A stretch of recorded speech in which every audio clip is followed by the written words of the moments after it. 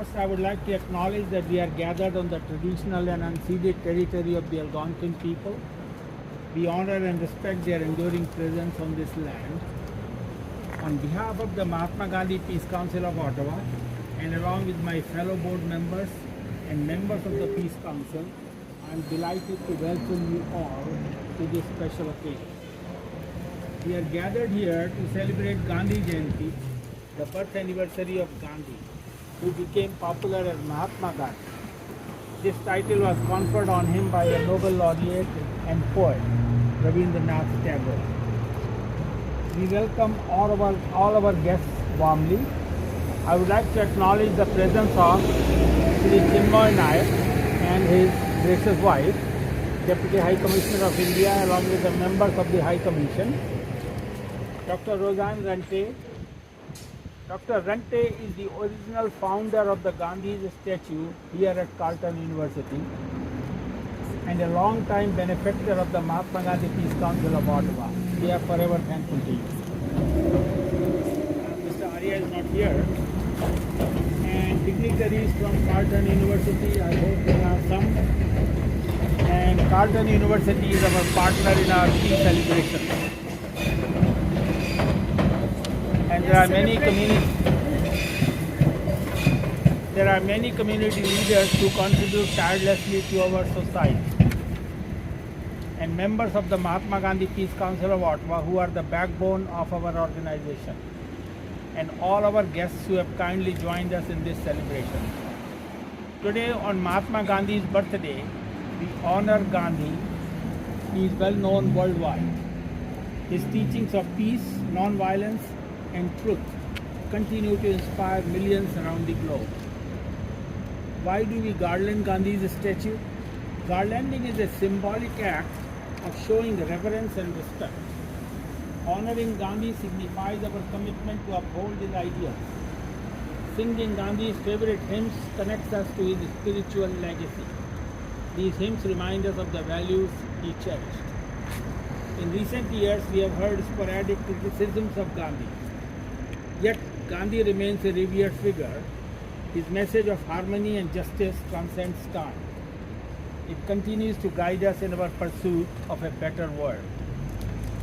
Our program today is as follows. First, the garlanding of Gandhi's statue by the Deputy High Commissioner Mr. Chinmoy Nayak and Dr. Roseanne Rante. Next, we will enjoy the singing of hymns by Giri Nandini and Hanshul, popularly known as Upadhyaya sisters. In the back. Where are the garlands, Sushil?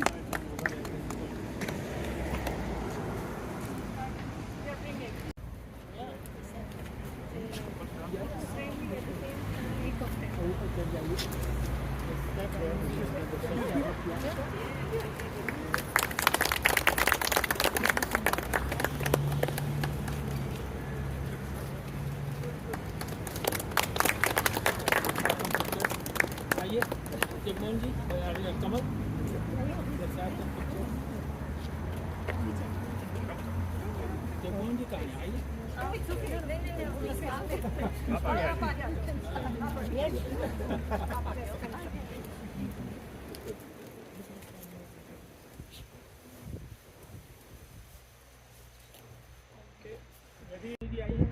Ready?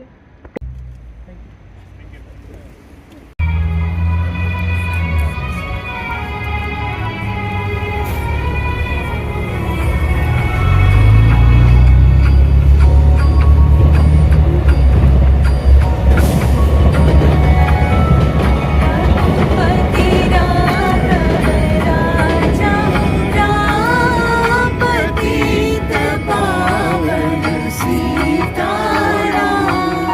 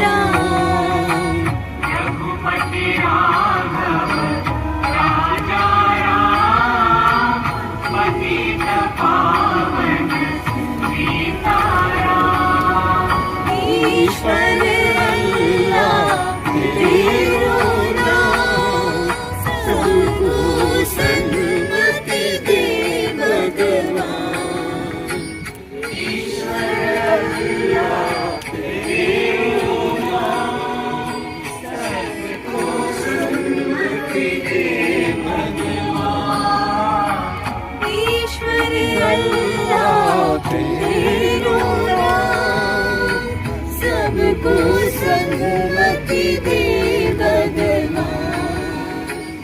ईश्वर अल्लाह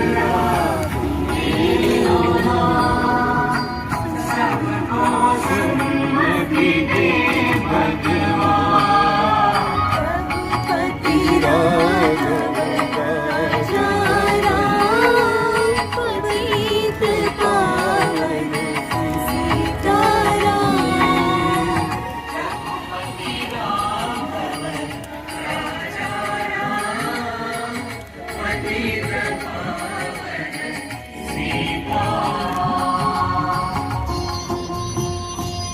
दीदी हमें आजादी बिना खड़ग बिना ढाल, साबरमती के संत तूने कर दिया कमाल। दीदी हमें आजादी बिना खड़ग बिना ढाल, साबरमती के संत तूने कर दिया कमाल। आंधी में भी जलती रही गांधी तेरी मशाल, साबरमती के संत तूने कर दिया कमाल। बेटी हमें आजादी बिना खड़ग बिना ढाल, साबरमती के संत तूने कर दिया कमाल। धरती पे लड़ी तूने अजब जब की लड़ाई, दागी न कहीं तोप न बंदूक चलाई, दुश्मन के किले पर भी न की तूने चढ़ाई। बाहरी फकीर खूब करामात दिखाई, चुटकी में दुश्मनों को दिया देश से निकाल, साबरमती के संत तूने कर दिया कमाल। दीदी हमें आजादी बिना खड़ग बिना ढाल, साबरमती के संत तूने कर दिया कमाल। रघुपति राघव राजा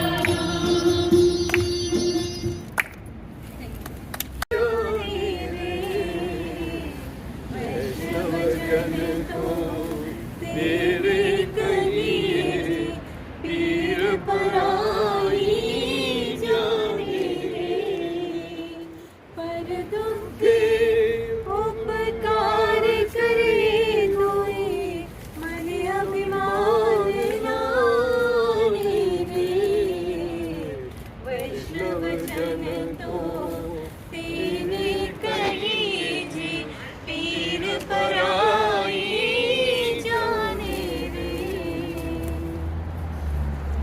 सकल लोक मां सहुरे वंदे, निंदा न करे कीनी रे। काज काज मन निश्चल राखे, धन धन जननी तेरी रे। वैष्णव जन तो तेने कही जे, पीर पराई जाने रे। पर दुखी उपकार करे दोए, मन अभिमान नाने रे। वैष्णव जन तो तेने कही जे, पीर पराई जाने रे।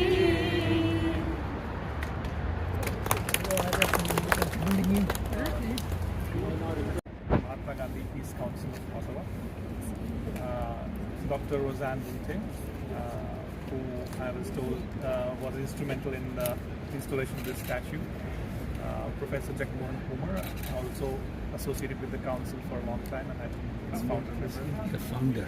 Founder, yeah. Other distinguished members of the diaspora, friends of India, and all gathered here, ladies and gentlemen. I am actually humbled to be invited today. I look like a speck in front of this towering personality, so and I know that there are a lot of experts on Bapu here, so I would like to keep myself to a minimum, and just want to congratulate all of you as we pay our respects to Bapu on celebrations for the 150th birth anniversary, which was held on 2nd of October. His life and ideals based on truth, harmony and equality will always remain an inspiration, not only for Indians but indeed for all of humanity for a long time, forever. As Honorable Prime Minister of India, Shri Narendra Modi ji has said, Gandhiji's thoughts and ideals of truth, non-violence and other tenets of social welfare and environmental sustainability, etc., are invaluable heritage of our lives. By following this path, we can bring positive change in society. And it is on that foundation, the very one which Gandhiji provided to us, that India today, the modern India, is steadfastly working hard on achieving the target of becoming a developed and advanced nation, or as we say, Viksit Bharat 2047. Simply by following ideals which Gandhiji provided to us of self-reliance, welfare of the poor, and environmental practices, and development based on village economy, and the basic respect for humanity. I need not emphasize that he was the man of peace and non-violence. In his own words, non-violence is the greatest force at the disposal of mankind. It is mightier than the mightiest weapon of destruction devised by the ingenuity of man. As a result of his work and his message, in June 2007, the United Nations also declared 2nd of October as the International Day of Non-Violence. And I would add that today we can see things happening around us, the churning which is happening on the global stage. I think his message resonates much more than it was ever done. And it is also his message which has laid the foundations, and also his the underpinnings of our foreign policy are based on that even till date.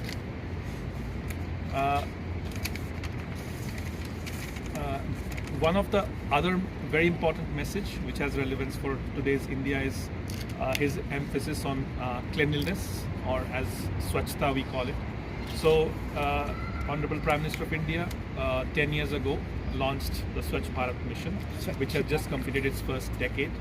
And again, it flows from Gandhiji's message, and you would have seen the achievements of Swachh Bharat mission in the last 10 years.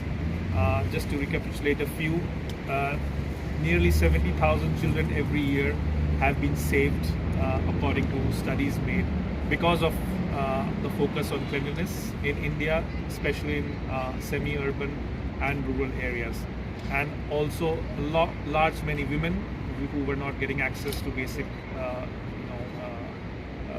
cleanliness facilities were able to avoid a lot of diseases to which they were immune to. So that's one of the other manifested achievements which we have derived from Gandhiji's teachings today.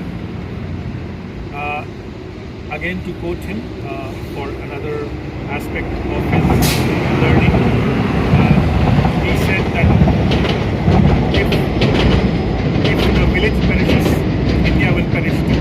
So his focus was on the village economy and self-reliance, and that is the development model which again India is following today in many ways, to make India's artisans, India's small farmer, India's village economy strong and reliant. And maybe I'll extend a bit and try to leave a thought for our audience here today. We have a very strong program called the One District, One Product program, where each district of India has identified one particular product which is made by local artisans, and so each product is unique in its own way. Some of them actually have GI tags, and they have great potential abroad. So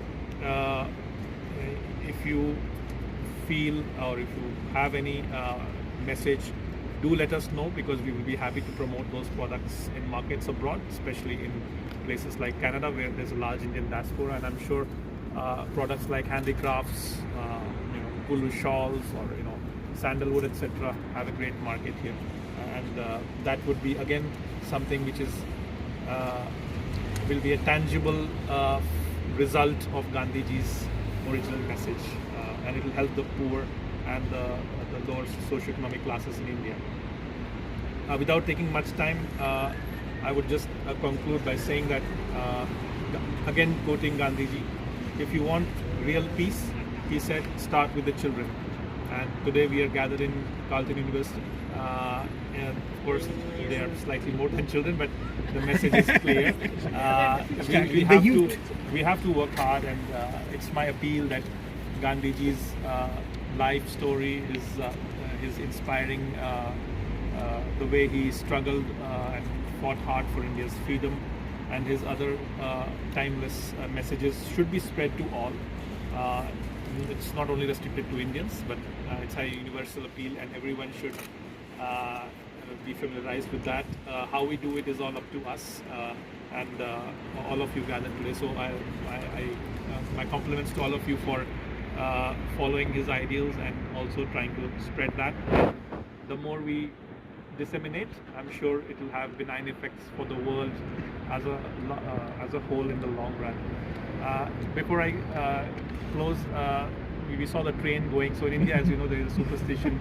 If you go under a crossing train, you should wish, and something might come true. So when the train was passing, I actually wished for universal peace, and I hope that everybody in the world lives in harmony as Gandhiji one of us. And on a slightly personal note, in my previous assignment before I came to Canada, I was working in New Delhi in the department which handles cultural diplomacy. So I'm pretty sure this statue was sanctioned by that organization long back when it came. So I'm personally honored to be here today, to be asked to speak today. Thank you once again, all of you, and Train passes every 7 minutes, so you can keep making those good wishes. Gandhi, as you know, was one of the most celebrated figures of the last century.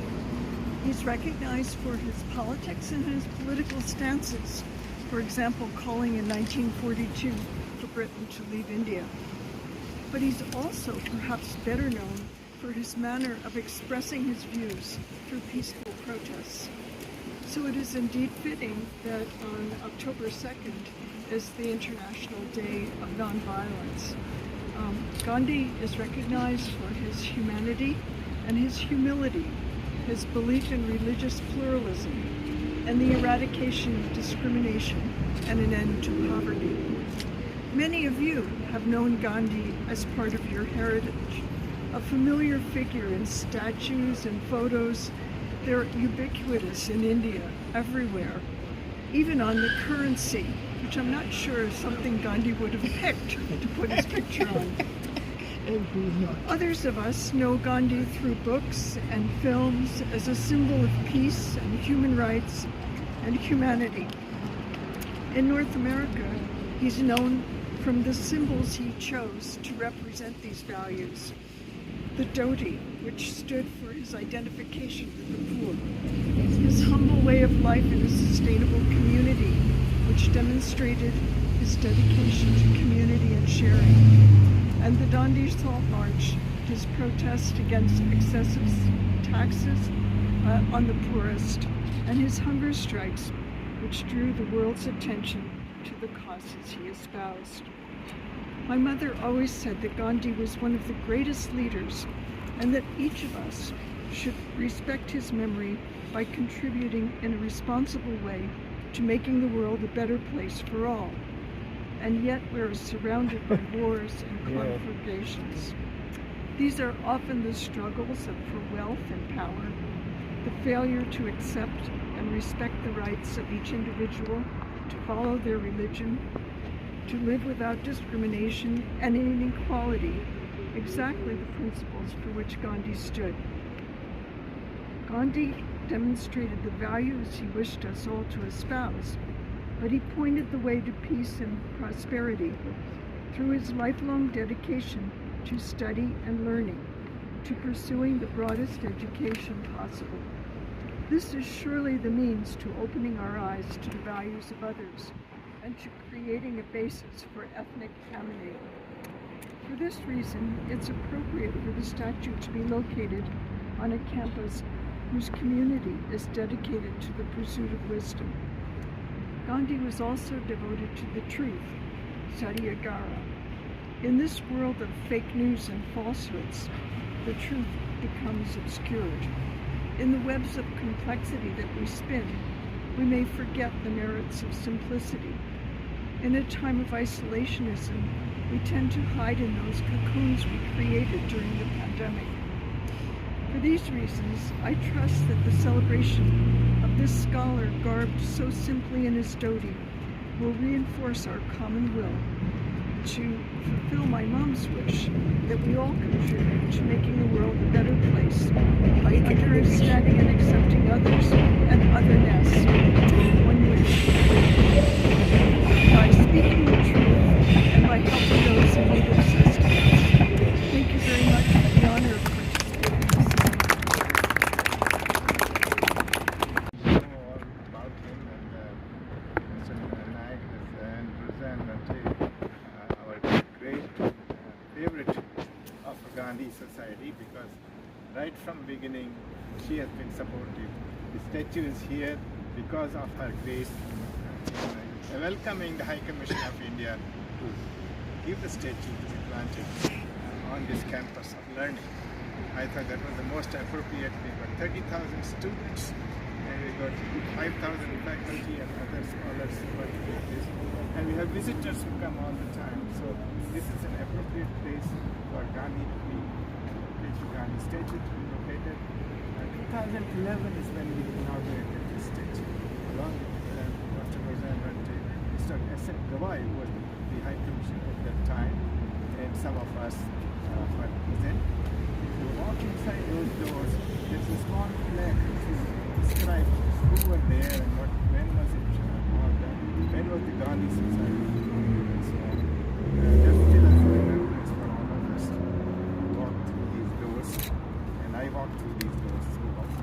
I still teach at Gandhi University, and so this is a home for me.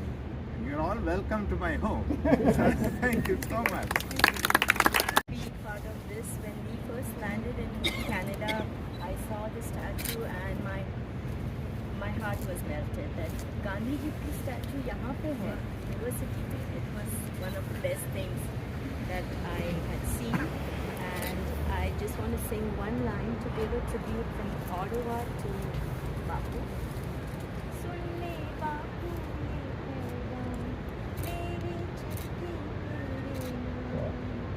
चिट्ठी में सबसे पहले लिखता तुझको राम राम, लिखता तुझको राम, सुन ले बापू from Ottawa. An honor to be here with all of you today. And very recently I became acquainted with the Gandhi Association more deeply when you honored Elder William Commander, Algonquin elder from this area, and we did a little presentation on his work. But today is also the 13th anniversary of the passing of my mother, and my mother's best friend in South Africa was Sita Gandhi, the granddaughter of the Mahatma, and there's a book presentation happening right now in South Africa at the Phoenix Center, celebrating some other aspects of his story over there. And then an honor to see you, Dr. Ante. I actually worked with Fraser Taylor. So congratulations on your recent book and congratulations on your retirement, but I know you're as busy as ever. Honored to be here. Thank you all for the beautiful speech. Thank you for the message about the train, and I know how many wishes to plant for our ongoing journey.